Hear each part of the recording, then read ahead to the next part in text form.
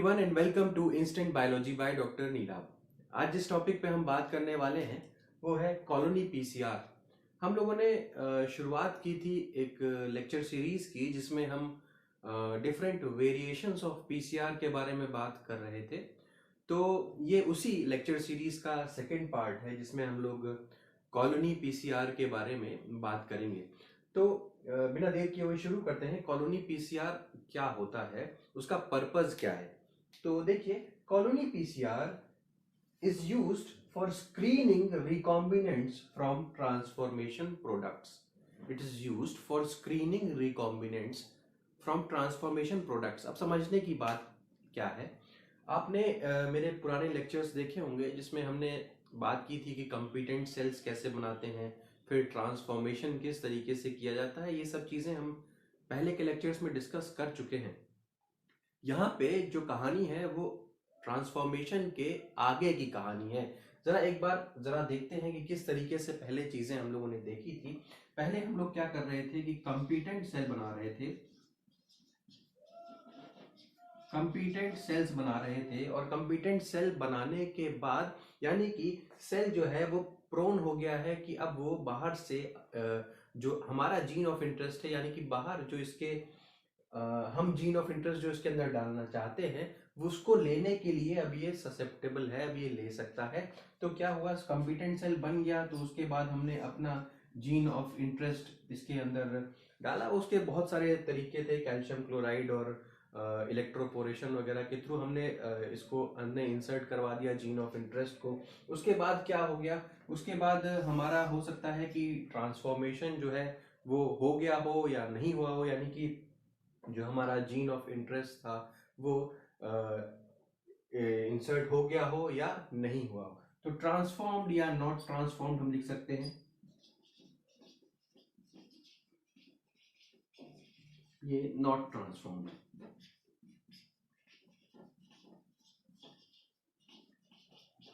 तो ये दो ही तो आउटकम्स हो सकते थे, एक तो ट्रांसफॉर्म्ड सेल्स होंगे, एक नॉन ट्रांसफॉर्म्ड सेल्स होंगे।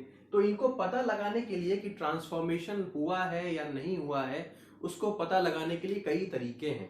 देखिए, पहला तरीका तो क्या था, जो नॉर्मल तरीका है वो जो जनरली यूज होता है, उसमें क्या होता है कि हम एक पेट्री प्लेट ले लें। इस पेट्री प्लेट के अंदर क्या करें, इस पेट्री प्लेट के अंदर हम अपने जो भी ट्रांसफॉर्म्ड और नॉट ट्रांसफॉर्म्ड जो बैक्टीरिया थे उनको ग्रो करवाएं। और ये जो पेट्री प्लेट के अंदर जो मीडिया है उसके अंदर एक एंटीबायोटिक यूज करें। ठीक है।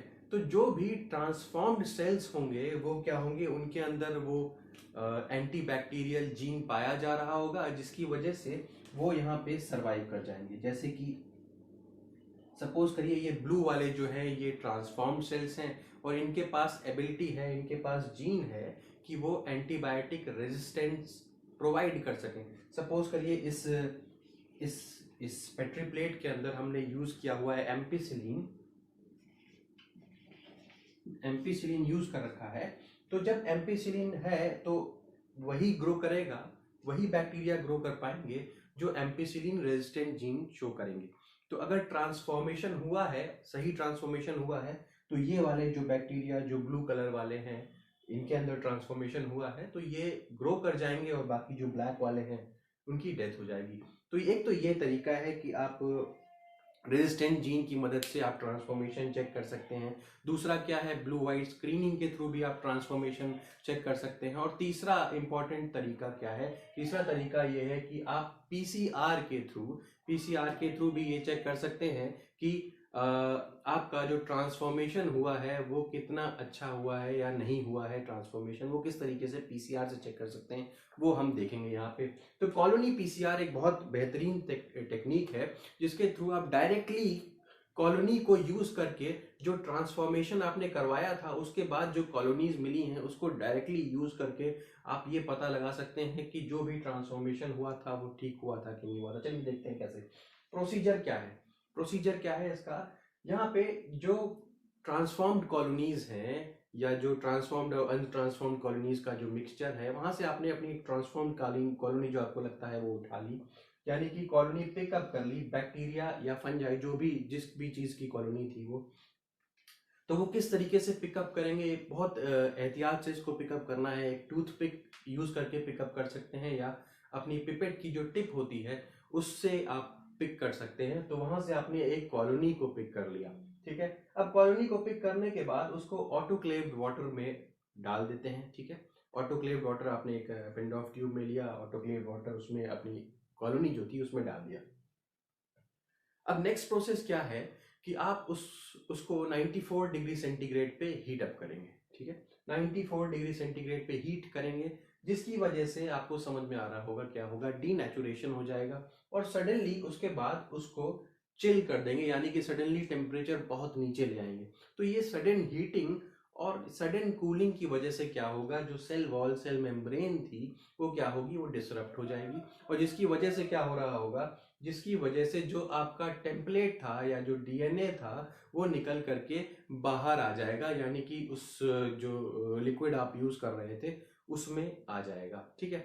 तो अब टेम्पलेट डीएनए हमारा बाहर आ गया, यही तो हमें चाहिए था। इसी टेम्पलेट डीएनए से तो हम पता करेंगे कि हमारा जो ट्रांसफॉर्मेशन था वो हो भी पाया है कि नहीं हो पाया।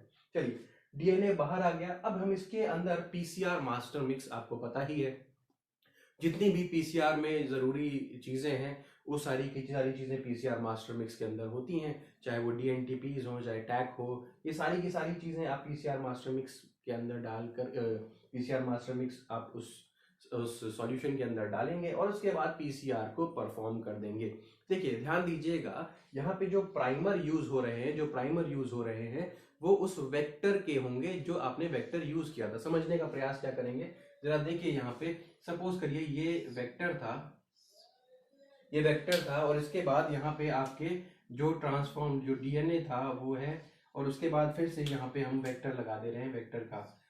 अब समझने का कोशिश करिए, ये क्या है, ये 5 प्राइम टू 3 प्राइम है, ये 3 प्राइम टू 5 प्राइम है। अब आपको क्या करना है, आपको क्या करना है, जब ये डीएनए जो है वो सॉल्यूशन में आ गया तो आपके जो प्राइमर्स आप यूज कर रहे हैं वो इस वेक्टर के ही तो अगेंस्ट होंगे, यहाँ से यहाँ वाला और यहाँ से यहाँ वाला, इस तरीके के आप प्राइमर्स को यूज करेंगे। अब जब पीसीआर होगा तो ये इस तरीके से कुछ एम्पलीफाई हो जाएगा, यानी कि जो आपका जो डिजायर्ड प्रोडक्ट था वो एम्पलीफाई होकर के आपके सॉल्यूशन के अंदर आ जाएगा। पीसीआर होने के बाद की बात कर रहा हूँ। चलिए ये हो गया।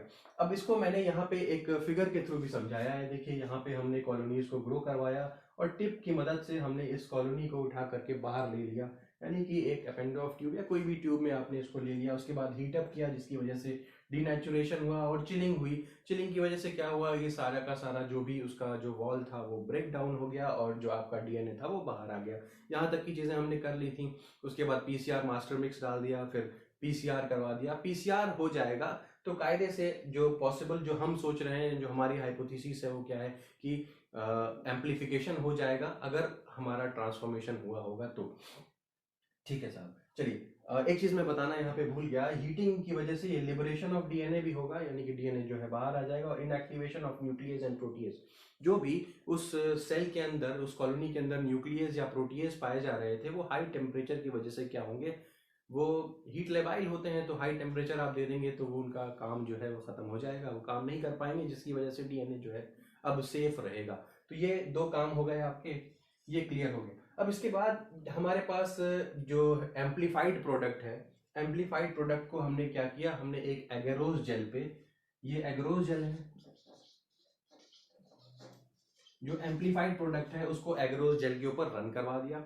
अब हमें पता है कि एगेरोस जेल के ऊपर हमारा जो डिजायर्ड प्रोडक्ट है वो किस रेंज में आना चाहिए। सपोज करिए हमने यहाँ पे इस लेन में हमने अपने मार्कर को चला दिया, यहाँ पे ये जो लेन है ये मार्कर की लेन है, ये मार्कर की लेन है। अब हमको सपोज करिए पता है कि जो हमारा जो डिजायर्ड प्रोडक्ट है वो इस रीजन में कहीं आता है, और हमें इसी रीजन में अपना जो जेल था चलाने के बाद हमें इसी रीजन में प्रोडक्ट मिल गया। तो इससे हम क्या समझते हैं कि हमारा जो ट्रांसफॉर्मेशन था वो कंप्लीट था, या ट्रांसफॉर्मेशन हमारा सक्सेसफुल था, जो कॉलोनीज थी दोज वर ट्रांसफॉर्म्ड। तो ये हमें इससे कंक्लूजन मिलता है ये एक्सपेरिमेंट से।